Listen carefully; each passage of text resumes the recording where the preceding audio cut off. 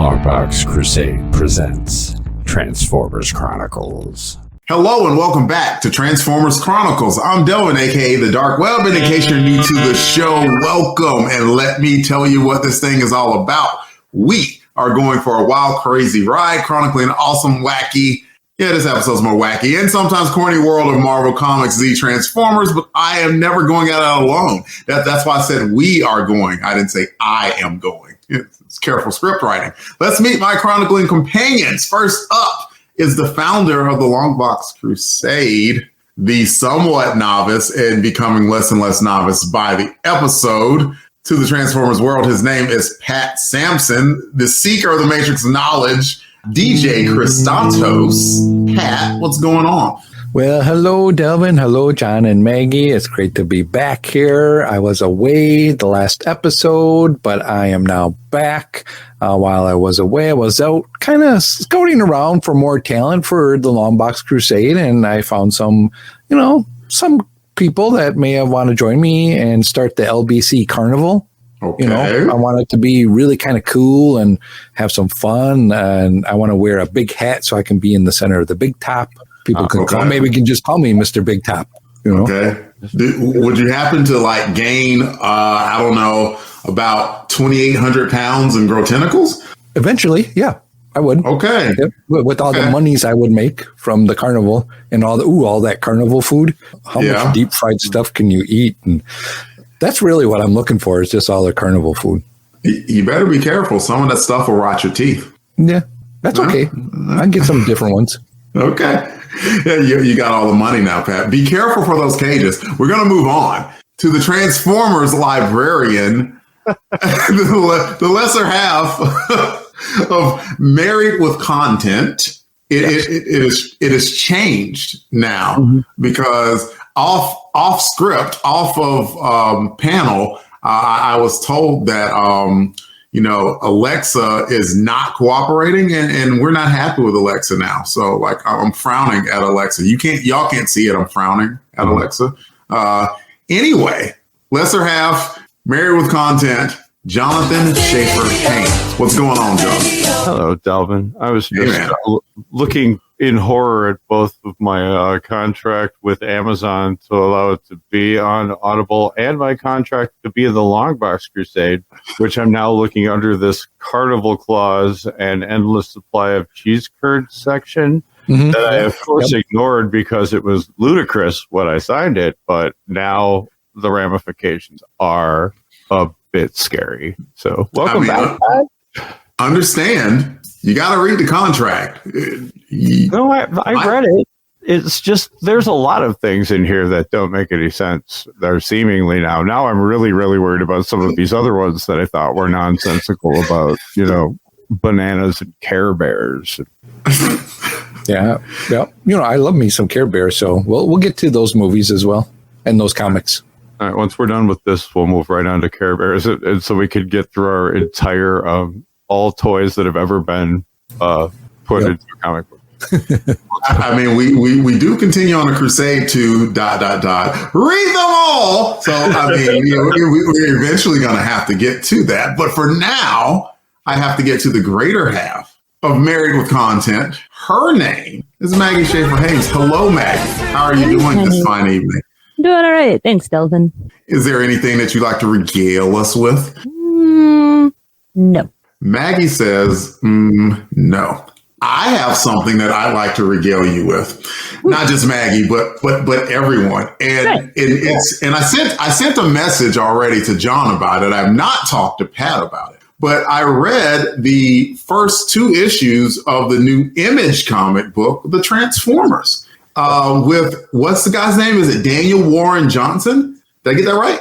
I believe you are right. I had the issues out to have them handy in case someone asked about it, because I think someone brings it up in the transmission segment later. But of course, I forgot about it and put them away. So, well, it's okay. I actually have them not even about 20, 30 feet away from me. I could go get them, but I just want to rave about it real quick. It was pretty cool. John asked me to read it. I said I would. I read it, and man, they're good. They're starting retelling the origin again, and Starscream's all badass. Yes, he is. I think I said it to you that it was the best introductory comic that Transformers have had since Dreamwave 1.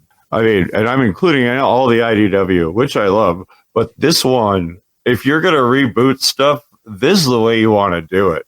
It changes things in a way that you know that anything could happen, that they're not beholden to anything that happened before, but they're keeping the core of the characters, and the way they show that, especially with Optimus Prime, is just beautiful. How they sum him up in one panel. Yeah.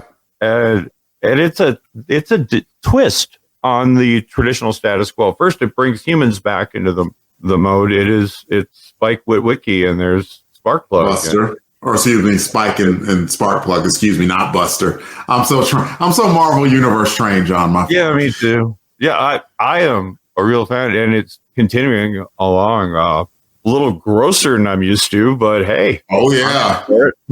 Yeah, we learned, I don't know if you've read it, Maggie. I know you haven't read it, Pat, that humans are squishy in the hands of robots. Just put it that way. So, yeah, a lot to look forward to. If anyone of like the people out in the Transformers Chronicles universe is listening to it, I recommend you go pick it up. As a matter of fact, I love to see, I mean, Daniel is such a fan of Transformers, he's had to read the Marvel Comics version of it. So if by any chance he's listening to this or we find him, maybe we can get him to come on the show one time. That would be awesome. It is pretty clear that there's a lot of direct nods to the Marvel run in these first two. Just in terms of like the gravel pit they go to is right out of where the Decepticons were. Good point. Oh, that's great. Plus, I don't want to digress too much, but it is pretty cool. They're setting up a new internal universe that is going to include G.I. Joe and some other things. I'm really excited to see how they reboot G.I. Joe in this sort of universe. Yep, they did. And that's something that Pat might care about. And, other Joe listeners too, that like, it's not giving away too much to say that the United States military got into a fight with the Decepticons, including Starscream, and they were obviously going to lose that fight. And one of the people who bailed out but got to escape from Starscream's onslaught was Duke. So yeah, look, they're gonna have a comic book that fuses the Transformers and the Marvel Universe together, and it's like, that is intriguing. They have some cool stuff going on. I'm glad I'm on the ground floor of it. So did they bring O back? It's not the same if O's not there. Shortchanging people who have just gotten out of the hospital. Well, I mean, you know how it is mathematically speaking, Maggie. Like if you just subtract O, it's really not much of a difference. It's that magical. That was pretty good. I like it. Thank you. Just came up with that. And I'm going to stop while I'm ahead. The purpose of this podcast will be tackling all of Marvel's Transformers comics in order, starting with issue 1 and working our way to the series end at issue 80. We will answer any questions that are brought up to the best of our ability and see how these books we loved then as a kid hold up to our eyes as an adult now. This podcast is guaranteed to be, you guessed it, more than meets the eye. So Pat, John, Maggie, let's see what happens with Optimus Prime and Goldbug. Find out what happens to SKY LYNX and the kiddos right after the promo break.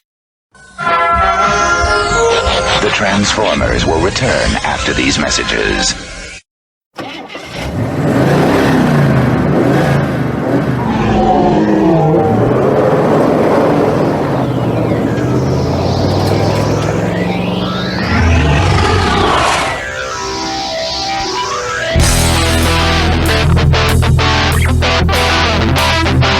Xenozoic Xenophiles, a fan podcast devoted to the comic series Xenozoic Tales. It's a post-apocalyptic adventure series filled with Cadillacs and dinosaurs. I'm Ruth. And I'm Darren. Please join us as we discuss the stories, characters, and art in this excellent comic series from writer and artist Mark Schultz. Special episodes feature interviews with Mark Schultz himself discussing Xenozoic Tales and his other comics. Listen at Podbean, iTunes, Stitcher, Google Play, and YouTube. Follow us on Facebook, Twitter, and Instagram, or visit XenozoicXenophiles.com. Xenozoic Xenophiles is part of the Rad Adventures Network at radadventuresnetwork.com.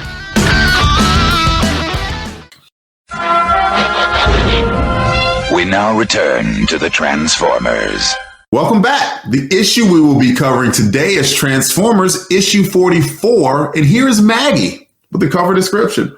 All right. Thank you, Delvin.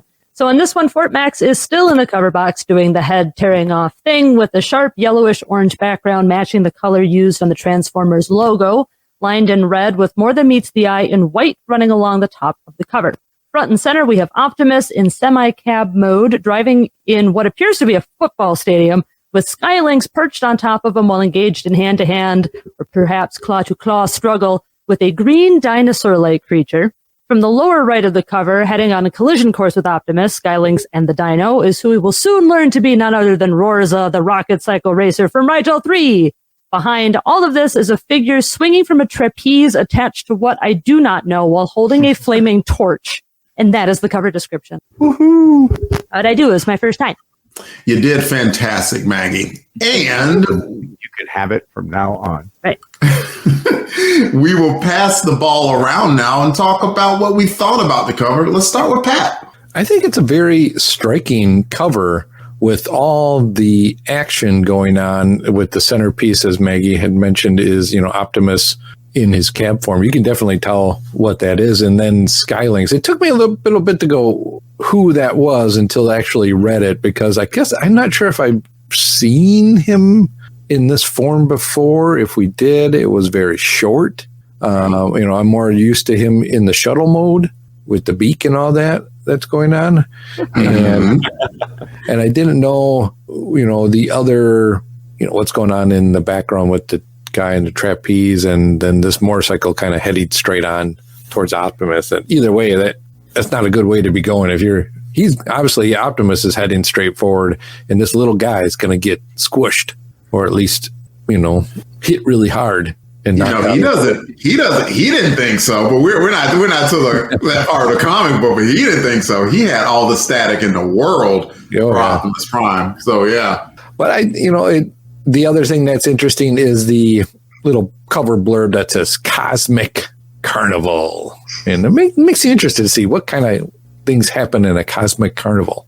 And we do get to see that inside. We do. And to me, Cosmic Carnival sounds 70s, doesn't it? Mm-hmm. Something that's just a little wacky and crazy, sometimes corny. Yeah. So, I did like that too. And so I'll take over from here. I usually go last, but I'm switching it up. And I like the cover. It's fun. I think that for Frank Springer, we haven't done cover credits yet, but you're not giving it away too soon to say that Frank Springer drew it and Dave Hunt did the inks. It's a good cover. Like Optimus Prime is on it, so how could it be bad, right? And instead of being in his robot mode, he's in his truck mode, and you got a lot of action going on with SKY LYNX in his Puma mode instead of like the normal pterodactyl mode that we see him in, or the shuttle mode. This is his Puma mode, and then all the cool stuff going on around it. It's just a lot of fun to me. And it's cool because you can definitely tell that the cover wasn't rushed, that this was something that was planned. And so it gets big thumbs up for me. Pat, did you want to add something real quick? I just wanted to add too, I think it's the colors. This makes the colors pop, and it's not really done in a bad way. I think it's really done in a nice way. Well, because if you go to a carnival, you wouldn't expect a carnival to be just blacks and grays and whites. It'd be colorful and fun. And so, very good point. Pat, we can pass it to who wants it, John or Maggie? John's raising his hand. John, go for it. There's the mute.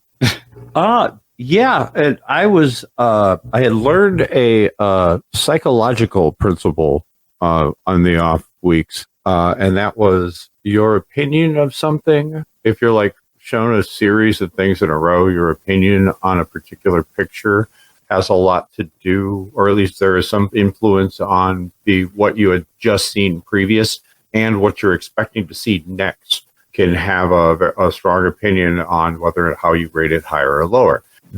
With that in mind, and the fact that the last cover I had a number of issues with loudly, and the next one I don't remember exactly, but it's it's at least just okay.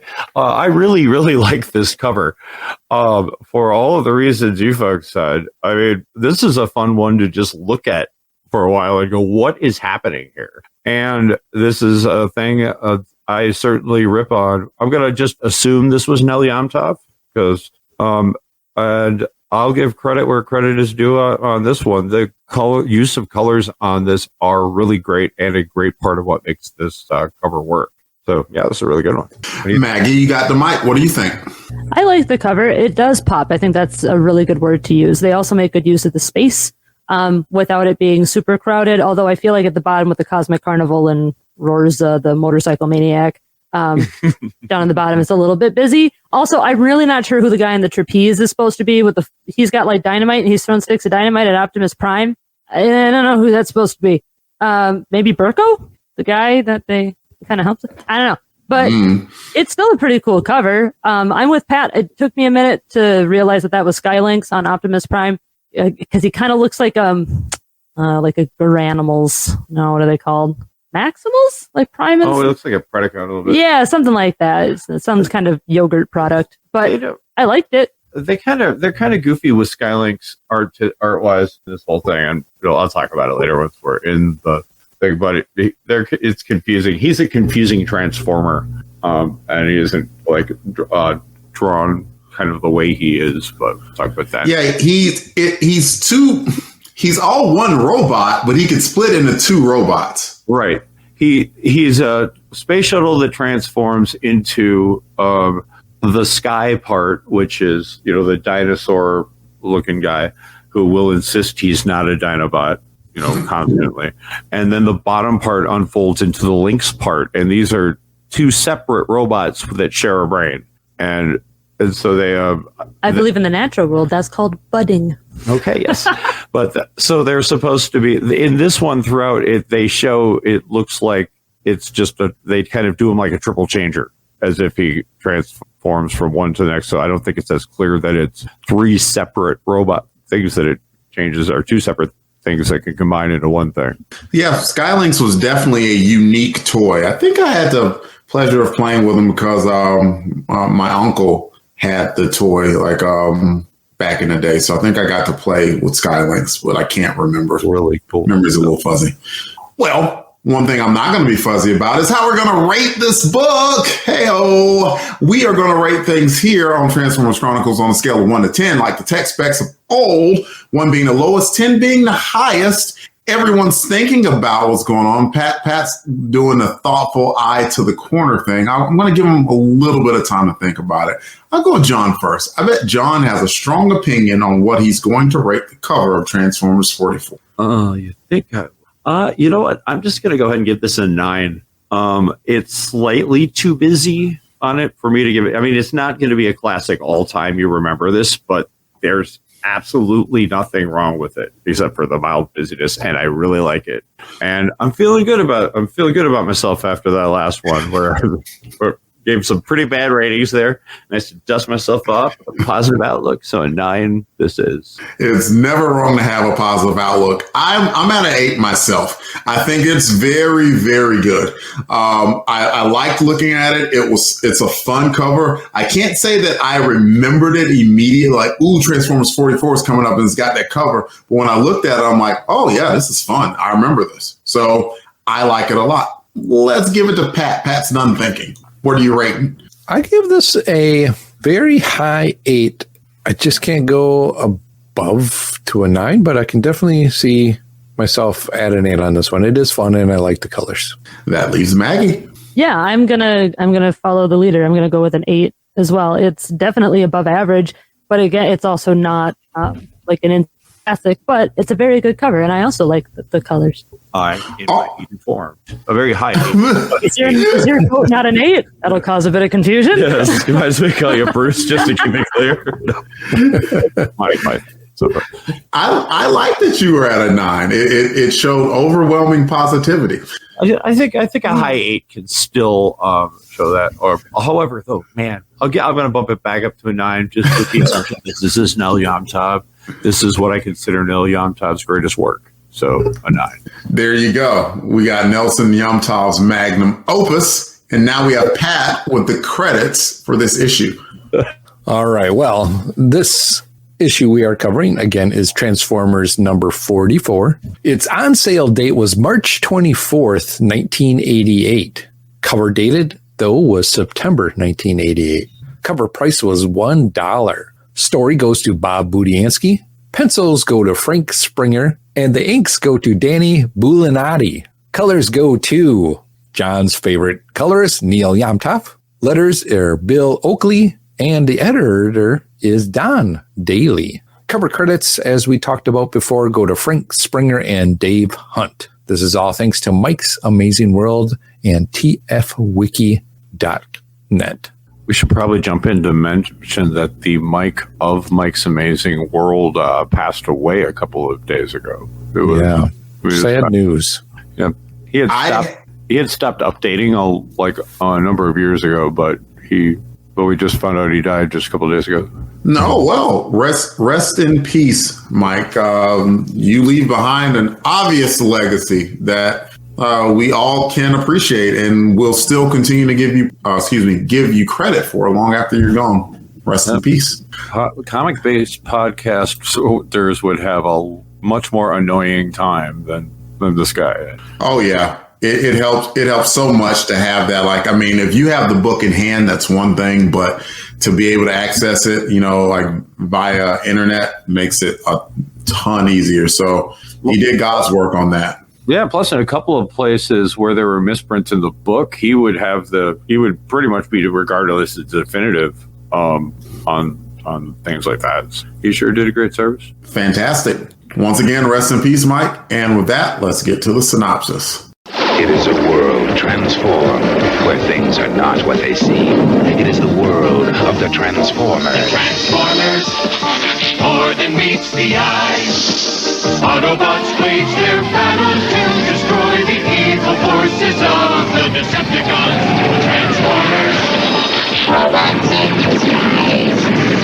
The Transformers from Marvel Comics. The title of this issue was The Cosmic Carnival. In the summary of Transformers Chronicles 42, I asked, where would they all end up? And if you didn't listen to Transformers Chronicles 42, the they I was referring to are Power Master Optimus Prime and the Fort Max contingency that traveled to Nebulos to revive him. So yeah, where did they end up? You think Earth, right? At least to the moon of Earth, because that's where basically all the Earthbound Autobots definitely are. Well, they were headed there, but they got a space ad about a cosmic carnival, which clearly they aren't going to watch a damn circus because of the Autobots on the moon of Earth. But when they see that the attraction of the carnival is SKY LYNX, well, that's something Optimus Prime couldn't pass up. Optimus and Goldbug board the carnival ship, and while looking around, stumble across one of the attractions in a cage. The 4 human children who were with SKY LYNX and Daisy from issue 36, being held captive by another human, Burko. So now Optimus Prime has to do something to free them and take them back to Earth. Freedom is the right of all sentient beings, yeah? Optimus and Goldbug entreat upon the owner of the carnival, an enormous tentacled creature called Big Top.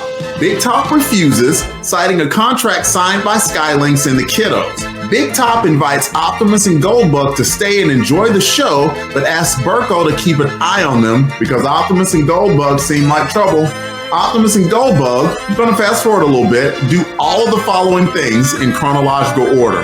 Find SKY LYNX, here's dramatic story, convince Burko to side with them and free the kids, and devise a plan to free SKY LYNX with the second order effect of Big Top ending up as a prisoner of his own carnival. What's next for our crew of Autobots? And let's talk about the book. We do things here on Transformers Chronicles where we talk about highs and lows and everything in between, and somehow a credible discussion forms from it. We will start with Maggie. Maggie's going last few rounds. She goes first this one. Maggie, what do you have about Transformers 44? Well, it made more sense than the last one. But the thing that kind of really got me was at the very beginning when they're pining after Cybertron. And one of them even says, like, wow, all this talk of Cybertron is making me homesick. And then a commercial comes on And SKY LYNX is in the commercial, and they're all like, well, better go follow up on that. Even though Cybertron was like right there, like they were looking at it, they could have touched it. And I just thought that was hilarious. Like this commercial comes on, like, wait a second, we have to go find out what's up with SKY LYNX. Is it weird? Or is he beaming an image of it? We're looking at a postcard of Cybertron. That's one of his new Power Master abilities. He can do it. Yes, you heard that an image, there was an image of Optimus Prime that was just kind of, he was beaming it from his eyes. And that's what everyone was viewing, Maggie. Okie dokie. Oh, yeah, I see that now. Okay, well, still, they were all talking about how excited they were to finally go back to Cybertron. That commercial comes on. And they're like, no, we're not going to do that. We're going to do this now. Well, in fairness, they at least were like, well, some of them were like, yeah, circus. And then like, they're like, the comrades were like, no, we ain't got time for no circus. So, you know, all I would say is after millions of years of war, even if I were homesick for my home, I probably want to go see a circus too. Well, I'd be both amazed that we had managed to the improbable event of actually being hit by their marketing strategy. I mean, I shouldn't say anything. It seems to be working well. The place is packed, but I don't know if just beaming things off in space and hoping that it crashes, just happens to hit a passing spacecraft, even though it's worked twice apparently in this issue. So I shouldn't say anything.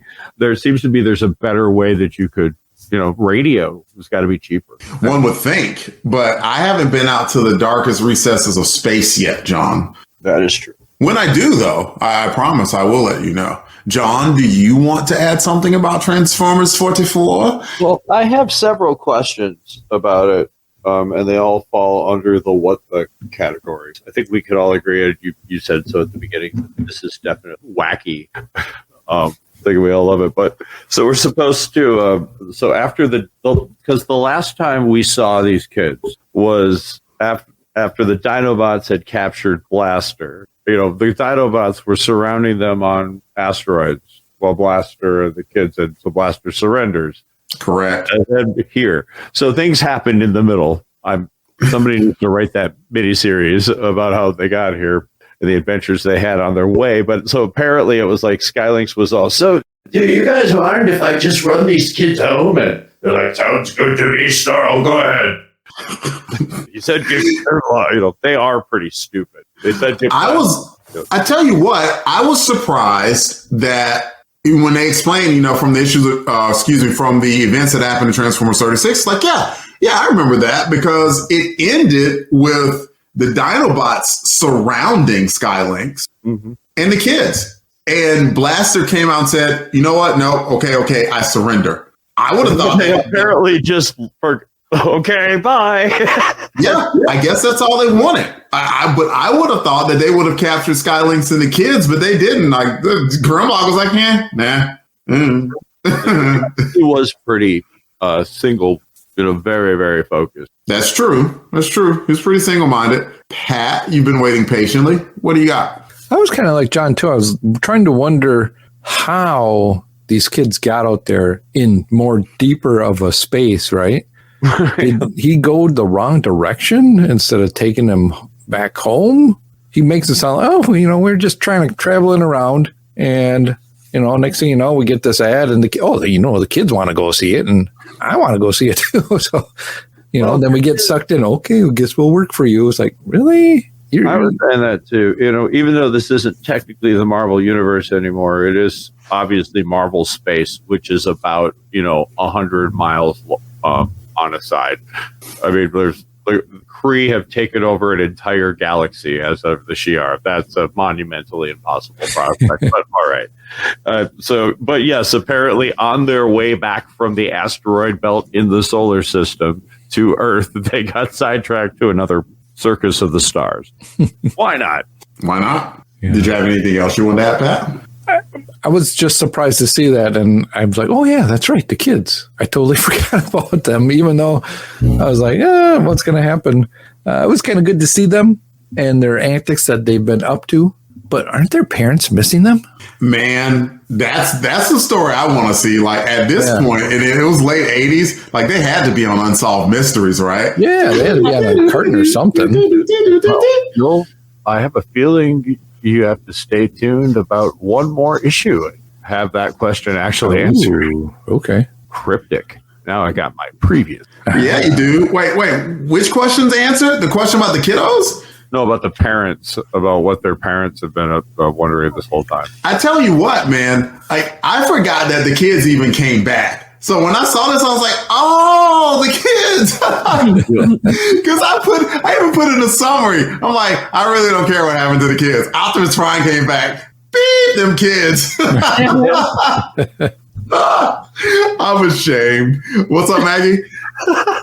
I'll be honest, I don't have a whole heck of a lot to say about this one, although I'm still, mostly what it did for me was it did make more sense than the last one we read. I think it's kind of sweet that SKY LYNX wanted to take the kids to the carnival that they wanted to go see. I mean, he was going to take them home, but then the commercial came on. The kids were like, we want to go see the space carnival. And SKY LYNX, being a very good boy, was like, yeah, all right. And he took him. He didn't know that it was evil before they got there. And it's kind of a fun way for them to get SKY LYNX back, I guess. It's bizarre. I don't know. I thought the circus bit was kind of cool. I thought most of the art was pretty cool. Man, I mean, good old Bob. The thing that I really appreciate about Bob is you gotta, we've already talked about how in Transformers, they were like, okay, shill this toy, shill that toy. And he kept a pretty credible storyboard throughout. He remembered that 8 issues ago that he had some kids that were out in space. Right.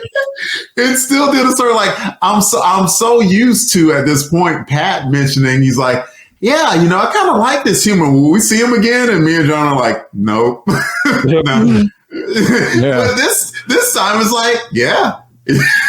we are going to see him again. We've seen these kids across at least 4 or 5 different issues of Transformers. They're practically celebrities. They may have been in more issues than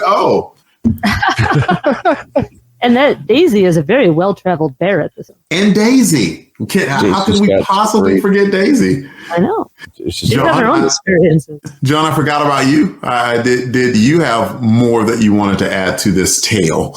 No, you can forget about me all you want, but who we cannot forget about, because only a fool forgets or ignores, Rorza, the rocket cycle racer from Rigel 3. Man, he's this guy is they are putting so much of a push out of this new racer or this new wrestler. It reminds, I can't tell if he's a Chris Jericho or, and it just somehow works, or if it's a Chris Benoit and it's going to take him years before it ends horribly. Ooh, see, I didn't know where I was going with that, when I started talking. All right. Anyway, I just that and the entirety of it. What I like about this, to kind of tag on what you were saying, is this one was, I don't think that they intended, Bob was and then I'm going to take a break and then we'll do a Cybertron story, this one was meant to follow the previous one. And this one following the previous one is great. This is a nice little palate cleanser, just a great little silly story. It reminds me of it could have been an issue or an episode of the cartoon. It almost feels like it feels like a Doctor Who story. To me, this would have worked really well as a Doctor Who story. I can kind of see that. So I'll chime in. I have literally never seen an episode of Doctor Who. Right. Mm-hmm. So explain to me why this would be a Doctor Who episode. Well, the Doctor...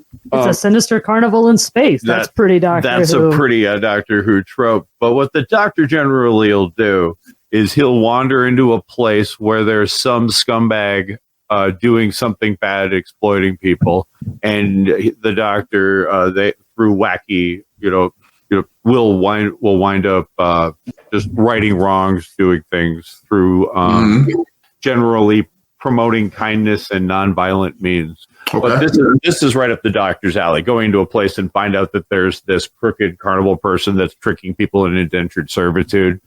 This would be exactly up the Doctor's alley. And then finding a way to perform in the circus itself, get everybody on in order to trick the guy in. That's a plot that I could see the 4th Doctor doing, or David Tennant's Doctor. Okay, cool. Thanks for that, John. Yeah. What do you have? Let's talk about Optimus Prime. I don't think he's really in his prime anymore. at this point. He seems a little off to me. Is he off compared to how he was, before, and where we left him off in the issue? He's still, does he know everything yet? He kind of seems like he does, but he just doesn't come off as Optimus to me right now. I'm looking for him to be a little more stronger. This one seemed like he was a little, okay, let's go do this. And, I don't know. I didn't see him too aggressive. He had kind of a tough time in that fight too. Yeah. It's just not him. I agree. I have a weird no prize hand wave you could do. Like he's both been mostly dead all morning. Right, But also he left his Power Master plug-in and trailer in back, so he could be low on gas, or the way I was thinking about it, maybe he got like way too much of a supercharge out of it before, and that's something he's still his circuits are still dealing with, and he might just be kind of hangover overload. But I think you're right. He just kind of wandering through the thing, and it's like, now what? Well, we can't get the kids out of here. Oh well, bye, kids. He had a plan, though. All right, enough of this Optimus slander. I'm about to roll up my sleeves. I have on short sleeves. Roll up my sleeves, and call some violence. Okay, I'm not. But but you mentioned, first of all, I like that no prize, John.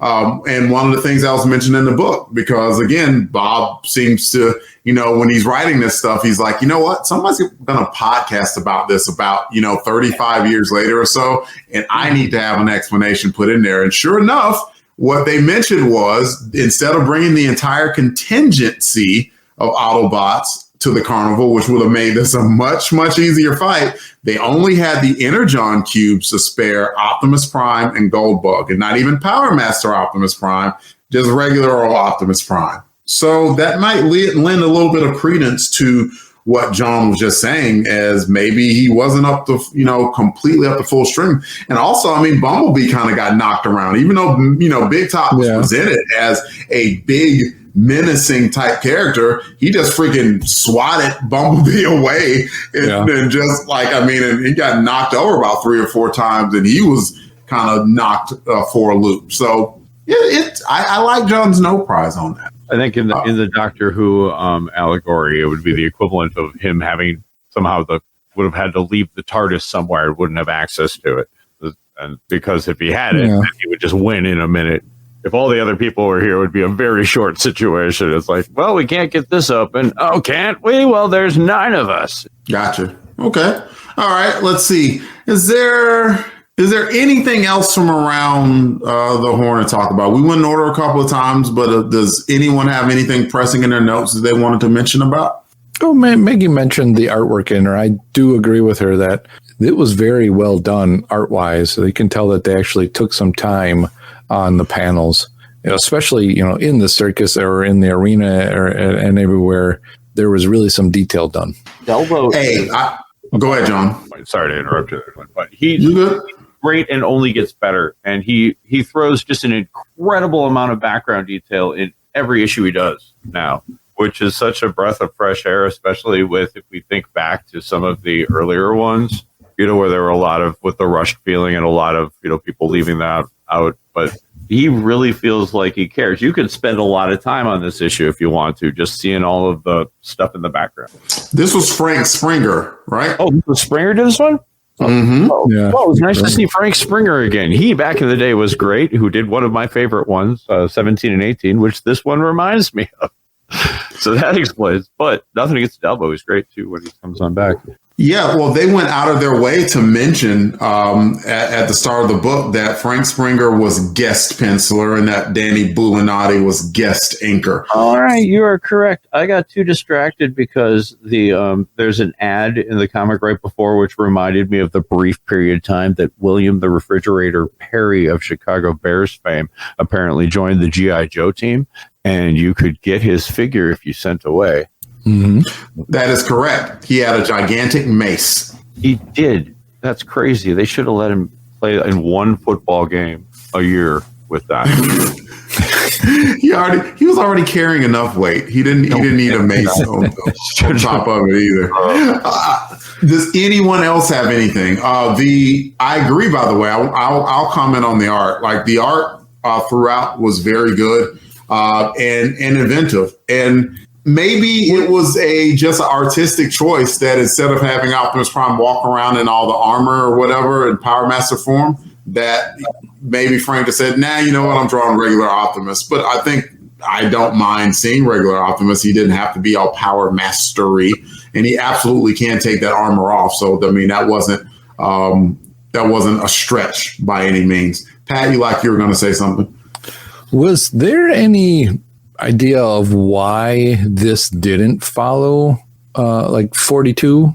John, did you know anything? Why they kind of skipped around on this one and in 43? Nobody's really sure as to why. There was just a top drawer issue, as we were talking about, that they had to for whatever reason. It seemed the consensus seems to be that Delbo needed a break or just wasn't able to come up with it. Needed a couple of months off, which is likely. So, because it's kind of interesting in the beginning of this when they're talking with the Power Masters. There's an editor note by the Diesel Don, and he sees, and it says, see last issue. And what he's mentioning is someone says, which enabled us to be transformed and become your engines. Last issue. I'm like, well, no, that wasn't last issue. So clearly that was intended to be the one that they... That's a good catch, Pat. Nice job, Pat. And then in the next page where you see in the ad, you see SKY LYNX, there's another note that says, see Transformers number 44, Deserted Dawn. It's like, well, I'm reading 44. Why would I want to see it? Well... So it seems like there was really some mix-up going on. It does seem that, yes. Also, there is one kind of interesting art goof at the end, besides where it's on the very last page where they're back on the ship again, and the Power Master folks, who apparently the Power Master process is way less involved than the Headmaster one, because they can just take off their suits, it looks like. Yeah. But they must either they smuggled that gal on the ship, or that was a mistake. They're one of the people out of their little chassis things looks female. Which page? On the very last content page. I'm trying to get to it. Oh yeah, I kind of see where you're talking by Optimus's foot. Yeah, right. But if you zoom in by Optimus's foot, that one, it's either a female or a very long-haired engineer who has a weird wrinkle going on in his t-shirt. Maybe Carrie sneaked on board and she's like, you know what, I'm going with you guys. I miss lube too much.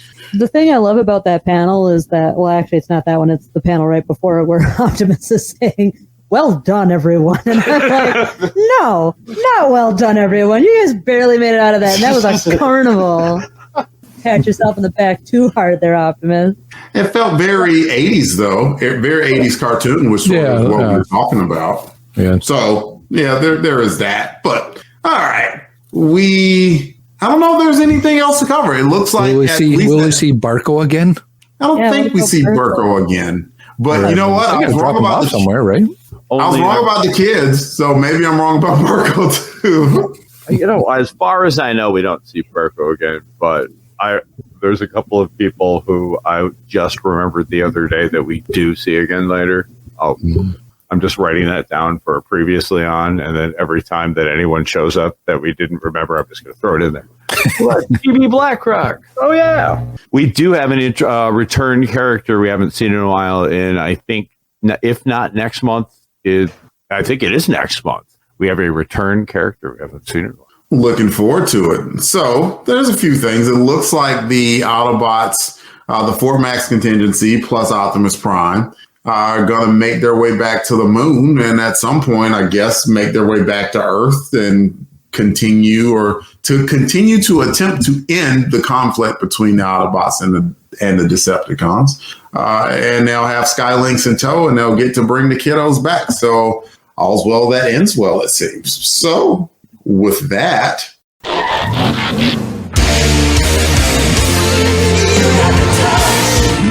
time for us to talk about who had the touch, where we talk about which character in the book stood out the most, Autobot, Decepticon, or human. John, who had the touch? That's a good question. I'm going to give it to SKY LYNX. I feel bad for the guy. He was just trying to help out a bunch of kids and got himself captured, but then managed to just wow his, do his part in the plan and wow the crowd while fighting against a couple of rocket people and help contribute to that. Look, nobody really did anything decent, and I like SKY LYNX, so I'm giving it to him. Well, I like the point that, like, even like when he was being freed or whatever, and the crowd was cheering, thinking it was a show, he told Optimus, "No, take a bow. It's polite." It's polite. So they had to take a bow. I thought that was cool. Pat, who had the touch? Yeah, this one, it's hard to say. I'm going to go with Barco. I think with his turnaround, his heart turned around. There you go. And, he came up with the idea to, imprison the big top. So I'm going to go Barco. Yeah. Maggie, who had the I'm touch? also going to give it to SKY LYNX. I liked his routine that he did for the Cosmic Carnival. He also helped get the kids out of there. I wouldn't say it was a job well done, but it was a job done. So I'm going to give it to SKY LYNX. I like that he was humble about it, that he admitted that he got the kids in a bad situation. And he got them in that situation. He wanted to get them out of it specifically. Which is really, really off-brand for SKY LYNX. I was very proud of him in this one. Yeah, I actually appreciated that he showed a bit of caring and humility, even though and I, of course, know how you always talk about how SKY LYNX is portrayed in the comic books. But I like to think that even if he got himself in that big of a mess, that maybe he'd have some humility too. I don't know. I can't speak to the bot, but I will definitely say I like seeing it here. And I'm going to go with Optimus because Optimus kind of was done. Like, he didn't really have a way to free the kids. He didn't really have a way. Maybe he could have freed SKY LYNX, but he would not have left without the kids. And so he found a way to influence Berko into doing so.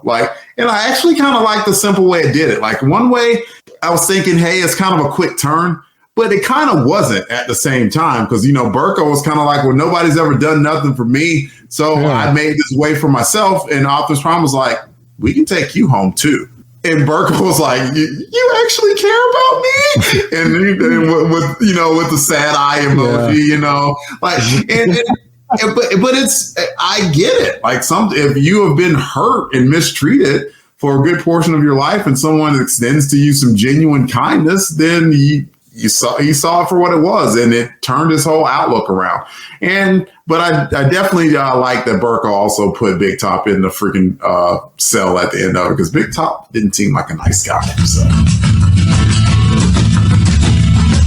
But I am just a broken machine, and I do things that don't really. If we talked about the touch, someone had to be out of touch. We talk about the character that was the worst in the book, and they should have to figure out how you're going to eat after being trapped in a prison cell that can only be opened by a dude that's like a galaxy away or something. In the segment called Less Than Meets the Eye. Pat, who was Less Than Meets the Eye to you? Ooh, boy, that is a tough one. I'm going to go with what I pointed out earlier. I'm going to go with the editor on this one for those bad editing boxes. I think that's fair game. Maggie, who was Less Than Meets the Eye to you? I'm going to give it to Daisy. That bear didn't do a damn thing to get those kids out of that situation. Ridiculous. Teddy bear. Turned on Daisy so quickly. Yeah, she left them barren in the cell by them. Hey, right? I mean, head just stuck in a jar of honey, and just ridiculous.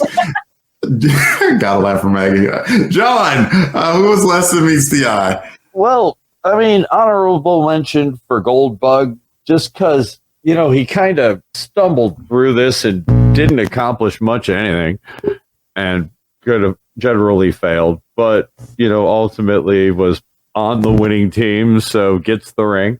But I got to give it to the big slug dude with the giant cigar. Big Top? Big Top, because, well, he's a giant alien slug who is tricking people into indentured servitude and enslaving children. Mm-hmm. He deserves whatever he gets. I mean, it's too bad they didn't give a giant salt shaker. He's the Jabba Hutt of the Transformers universe. Pretty sure that was the influence there. I like it. This was a fun one. Yeah, I'm with you. I was, when Big Top got put in that cell and like Burko locked him in there, I'm like, good. You got what you deserved. I hope you never got out and you wound up dying there because you're a jerk. And sometimes, jerk things should happen to jerks. So I think Big Top got everything that he wanted and then some. And with that, we're going to rate Transformers issue number 44. You know the deal, y'all. 1 through 10. Let's talk about it. Let's see. Maggie, have you gone first yet? I went first once. Do you want to go first twice? Yeah, because honestly, here's the thing. I'm not quite sure how to rate the ones that don't have anything to do with the overall story. I mean, Optimus is in it, like some of the characters are in it, but not the main plot hasn't been forwarded in any way. So, like, if 5 is average, right, but this is one of the wacky issues, I'm kind of like, I guess I'll give it a 6 because it was entertaining, at least. And I wasn't like meh about it. I wasn't very middle of the road. I'd give it a 6. Okay. And I'll go second this time. I liked it. I do understand what you're saying about it. It's at least getting them back to the storyline. Yes. And I think the reason that it felt so disjointed is because of 43, which was about, nothing. Absolutely. And so, and clearly it did some, jarring with the editorial staff even. Like, they clearly just had to scramble on 43. And man, there has to be some story about it. Maybe I'm going to take a night and maybe do some Google searching and see if I can find something out. It would be interesting. But anyway, I'll give it a 7. It was a good story. It was fun. Always great to see Optimus Prime again. Good to see Goldbug too. The 2 most recognizable Transformers that are out there, especially Autobots. So it gets a 7 for me. Pat, what would you rate it? I'm with Maggie on this at a 6. I think this was kind of fillery in a way. Did it move anything forward? I guess you figured out where the kids were. But at least I didn't forget about them entirely. And yeah, Daisy. And Daisy. Yeah. And Daisy. That good for nothing bear that doesn't do anything. But maybe she'll show up in the Care Bear comics that we'll start to cover later on down the road. Grogu all over again. Everyone loved him in person. Genocidal. As soon as he started eating those frog eggs, nope. But it is definitely a 6 for me. I enjoyed it, but it's filler. Okay. But less filler than the last filler. Trust us on that, Pat. I don't know if you read 43 or not. I did a little bit into it, so yeah. Let's just say, yeah. Yeah. Yeah. And you know who else says yeah, Pat? Lil Jon. Lil Jon. Well, we don't have Lil Jon, but we do have Jonathan Schaefer Hames. We have Jonathan Schaefer Hames here, so he's going to tell us what he thinks. I am going to join Delvin in the higher end of this sort of thing. Give it a 7.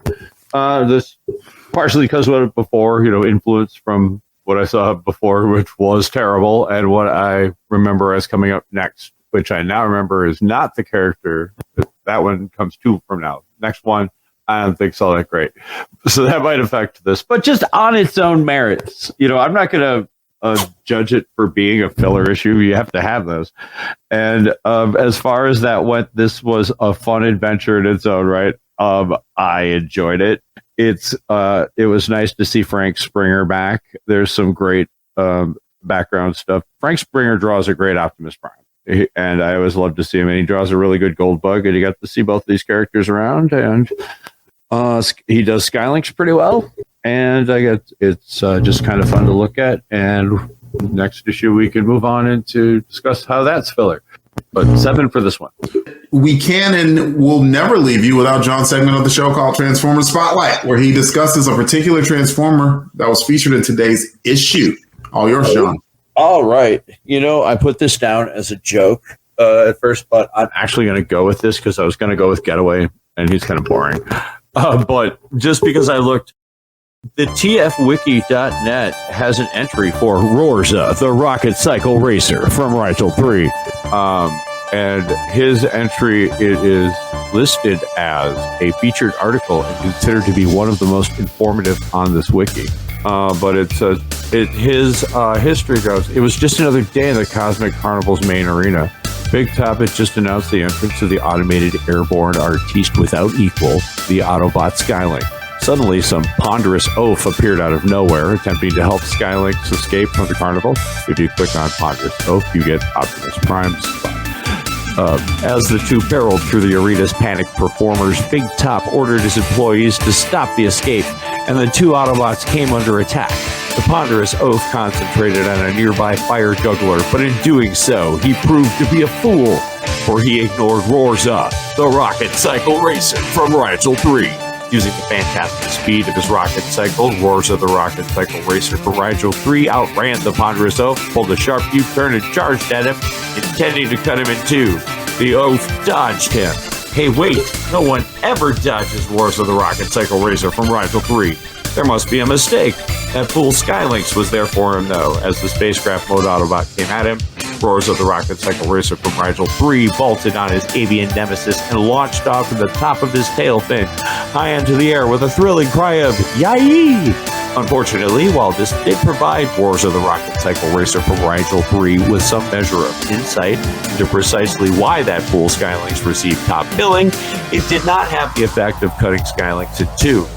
Rorza, the rocket cycle racer from Rigel 3, could only watch as the fool and the oaf transformed and took a bow for the audience, for he had managed to entangle both himself and his rocket cycle in the bars of the overhead cage that had previously held that fool, SkyLynX. He meant to. Under his abilities, he's not given stats, but it does say Rorza, the rocket cycle racer from Rigel 3, is a rocket cycle racer in the Cosmic Carnival, possibly hailing from Rigel 3. He's equipped with spiky purple armor and what looks like an earthly stunt motorcycle, only rocket-powered. No one dodges him, ever, and only a fool ignores him. And that is Rorza, the rocket cyclist from Rigel 3. Delvin. What can I say other than let's go to a break? Aye! Aye! Yes. The Transformers will return after these messages.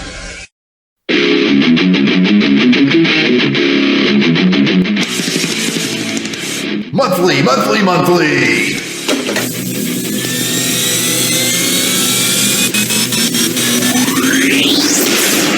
It's Action Film Face Off.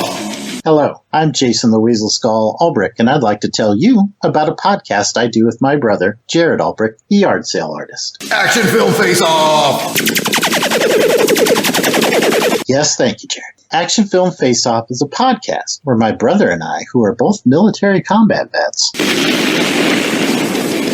Jason was a Navy SEAL. Jason was not a Navy SEAL. Jason was a military intelligence wing. But anyway, in each episode of Action Film Face Off, we select 2 different action films. Some of them have Chuck Norris. Technically speaking, none of them have had Chuck Norris yet, but it could happen because we use a randomizer set between 1970 and modern day to select our 2 films. So you'll always get 2 films, each from a different year. Our randomizer has spikes on it. We use a Google random number generator, so it does not have spikes on it. And we put the films into our Videodome arena. It also has spikes. It does not have spikes. But we discuss the films and score them through 6 different rounds of criteria. I score Bond films very high. Okay, that's true. But anyway, by the end of the episode, we crown one of the action films the champion of Action Film Face-Off. Next episode, Jason fights a bear. Jason is not fighting a bear, but please give our show a listen. We're part of the LONGBOX CRUSADE Network of shows. Pat Sampson killed a man with a sword once. I can neither confirm nor deny that statement, but you can find us on iTunes, Google Play, and most podcatchers under LONGBOX CRUSADE, or you can subscribe to just our show by searching for Action Film Face-Off. Come see the blood fly. And that's Action Film Face-Off. We do, indeed, invite you to come and see the blood fly. I just said that.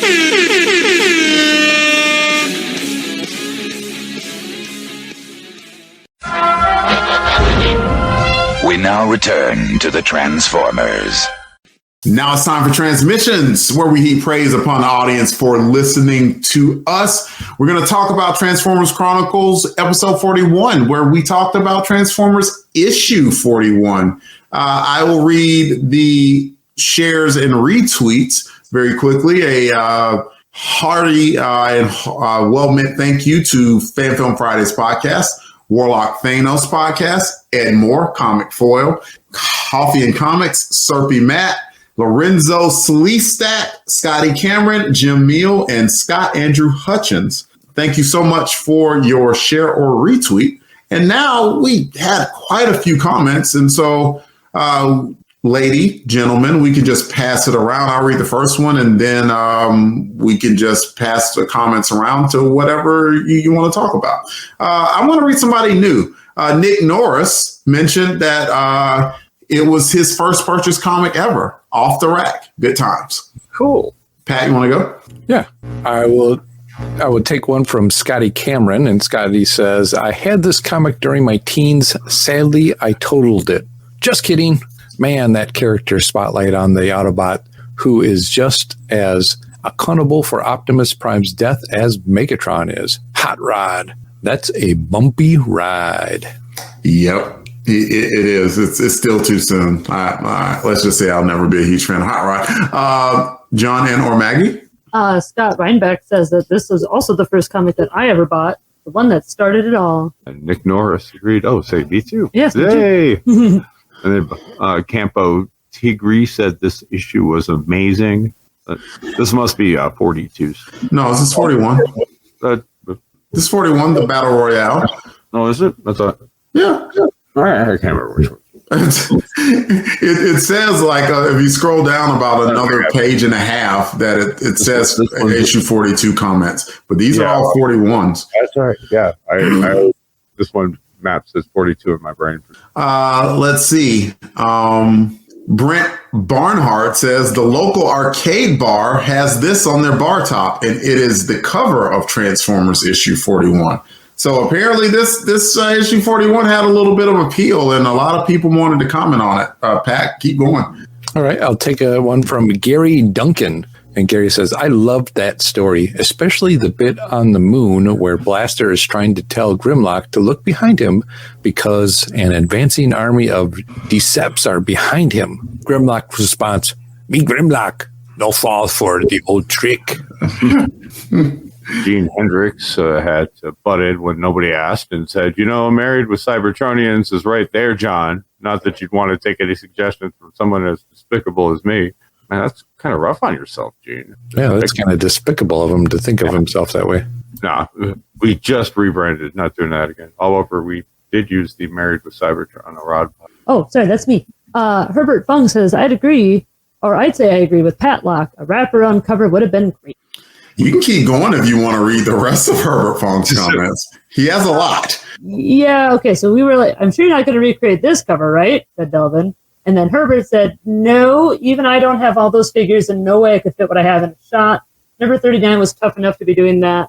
Was tough enough to do, being that I suspended Fort Max and Shockwave on Fishing Line. So far, all my cover homages are in camera shots. I think if I ever attempt something like number 41, I need to do it digitally, and that's not a skill set in my wheelhouse. And then little behind the scenes of my number 39 homage, a step ladder with some wood clamped to it to hold up the Starfield curtain and paint sticks with fishing line to suspend the figures, hot glue to hold parts of Fort Max's head, limbs in certain positions, wooden skewers with aluminum foil for the simulated damage, and included a picture. I'm going to put that up on our Instagram on MWC_podcast. Oh, and then there's more. Okay, he goes on to say, getting back to Grimlock's Energo sword, I can't find a pronunciation guide for it, so I'll say ask Bob Budiansky.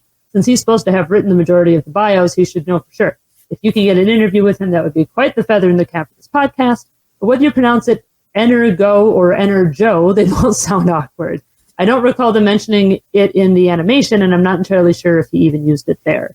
But even in the cartoon, they seem to move away from describing the weapons of the Transformers after the first season. I think a Negro was the... That doesn't make any sense. Yep. And so, and like I mentioned and just said, like, I wonder if they meant like Energon and it was a typo. And he followed up and said, using tfwiki.net, even if it were a typo, it's an official designation now. So be it. And like, those are the Facebook comments, Pat, right? Yes. And like, we would be remiss if we didn't talk about Spotify, where we get comments to that Pat pulls. Scotty Cameron, who likes to hit us up multimedia, and we appreciate that, Scotty. The more you do it, the more we read it. He said, great episode. Looking forward to the next episode with the return of Optimus Prime. Shh, don't spoil it. Oh, wait. No, we already did. We're good. And he also said, great episode. Love the discussion of the gargantuan amount of Transformers in this comic. Looking forward to the return of Optimus Prime. Pat, you want to read the comment by Christian Fecto? Sure. Thanks, Delvin, for pronouncing that for me. And Christian says, absolutely love this and other comic shows on the LBC network. You guys are funny, positive, and dynamic. So much nostalgia and appreciation for the quality of the stories. Makes me want to reread them. Well, thank you, Christian. We do appreciate that. And last comment from there's a lot of letters and numbers that don't add up to an actual word, but this person commented before. So John or Maggie, you want to read that comment? This person with the unpronounceable name, so I'm calling him Bob, says, loving the podcast. It somehow reminds me of my favorite podcast of all time, which was Remember When. Unfortunately, stop. Apparently, Remember When is a podcast by two folks named Steve Fisher and Scott Wood, and it seems to be about they talk about their memories of growing up in the 80s. Cool. Available everywhere that you can find this podcast. Absolutely. Thank you to everybody for your comments. Thank you to everyone for your reshare, your retweets, and your shares. If we happen to miss a few, we do apologize. It's a good problem to have, but we don't want anyone to forget to be recognized. So ping us on Twitter, Facebook, Instagram, anywhere where you find the podcast. We'll correct it on the next issue. And that's the show. Please come back and join us for the next episode where we discuss Transformers issue 45, where we see the Decepticon pretender, Skullgrin, and his Hollywood debut. No, that's not a typo. And if you'd like to hear more from us, the Longbox Crusade is in a lot of places. You can find us on Apple Podcasts, Google Play, and most podcatchers, to include the aforementioned Spotify at www.longboxcrusade.com. Twitter X, Longbox Crusade, Facebook, Instagram, Longbox Crusade. You can join us on Patreon for $1 a month. We have a YouTube channel. We would love for you to like any content we have there and subscribe to us. We do a live stream once a month, every second Sunday. We also do Come Out to Play, a New Warriors podcast that I host. And we drop other podcast content on YouTube all the time as well. So you can just listen to it on YouTube if you don't have a podcast feed to follow. We'd love for you to come check us out. And we have a voicemail as well, 707-532-5269, 707-532-LBOX. Pick up the phone. Thank you, Pat. And you can also email us at contact@longboxcrusade.com. Just very quickly, if you left a voicemail, like, we would put it on a future episode of Transformers Chronicles. So that's a challenge to any of you loyal listeners. If you want your voice to be heard on this podcast, that's your best opportunity. John, why don't you tell us about your podcasts and where you can be found on the internet? Maggie and I, our podcasts are collectively known as Married with Content. We do a number of things under that, usually nerd related, not always though. Married with Comics, Married Watching Cartoons, also with John M. Wilson and Lane. We do a number of book club sorts of things. Right now we're on the Dragonlance books, and Maggie and I also do Encyclopedia Brown stuff where we read each other Encyclopedia Brown mysteries and try to match wits with a mystery book written for 10-year-olds. You can the main place for that is right now located at Married W Comics at Libsyn.com. You can send us emails at marriedwcomics@gmail.com, or find us pretty much everywhere you can look except for Twitter X right now. We're not there, but just MWC_podcast on Instagram and Blue Sky and related places. Pat, where can folks find you? Well, John, I'm glad you asked. You can find me on the Twitter X at Christatos01. Delvin? You can find me on Twitter X at DEE_RAY1977, Instagram at Delvin Ray. See you all next time. And remember, freedom is the right of all sentient beings till all are one. Till all are one. And a little bear, too. You got the touch. You got the power.